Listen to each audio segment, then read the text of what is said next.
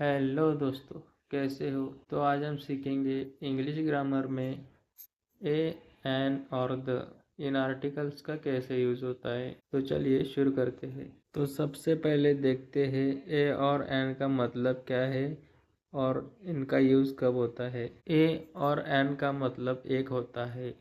कोई भी चीज़ एक है ये बताने के लिए ए और एन का यूज़ होता है। अब आप पूछेंगे कि ए और एन ये दो अलग क्यों दे रखे हैं? क्योंकि इंग्लिश लैंग्वेज बोलते समय इन दोनों आर्टिकल्स का आमतौर पर एक ही चीज़ बताने के लिए यूज़ किया जाता है। इंग्लिश लैंग्वेज में 26 अल्फ़ाबेट्स है, उसमें से 21 कॉन्सोनेंट और बाकी के 5 वोवल्स है। ए, ई, आई, ओ, यू इन 5 अल्फ़ाबेट्स को ओवल्स बताया गया है। इन 5 ओवल्स को छोड़कर बाकी के अल्फ़ाबेट्स जैसे ए, बी, सी, डी ऐसे जेड तक जो भी अल्फ़ाबेट्स है वो कॉन्सोनेंट बताया गया है। ऐसा डिफरेंस क्यों किया?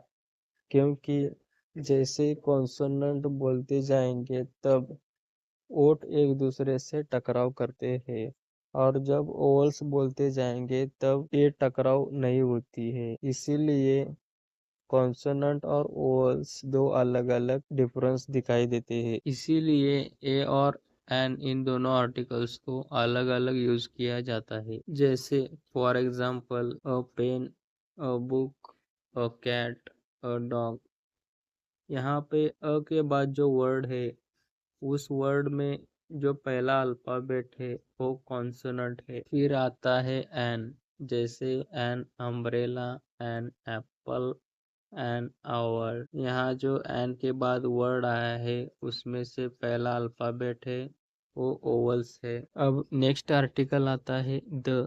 द का यूज किसी खास या स्पेसिफिक चीज को बताने के लिए किया जाता है। जैसे द मून, द सन। या और एक एग्जांपल है जैसे I saw a dog, the dog was black. ऐसे इंग्लिश ग्रामर में इन आर्टिकल्स का यूज किया जाता है।